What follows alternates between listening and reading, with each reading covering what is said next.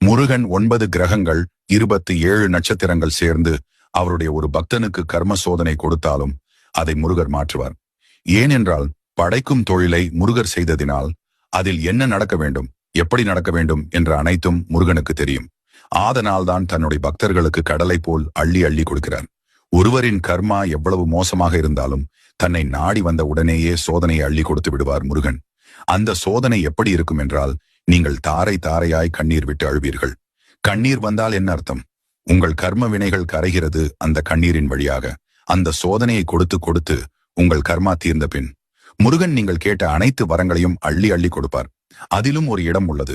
படைக்கும் தொழிலை முருகன் சிறுவாபுரி என்னும் இடத்திலிருந்து செய்கிறார். இந்த இடத்தில்தான் முருகர் பிரம்மனிடம் என்ன கூறியிருக்கிறார் என்றால், இனி என்னுடைய பக்தர்கள் யார் இங்கே வந்தாலும் அவர்களுக்கான விதியை நீங்கள் சரியாக தான் எழுத வேண்டும், தவறாக எழுதக்கூடாது. அப்படியே தவறாக எழுதினாலும் அவன்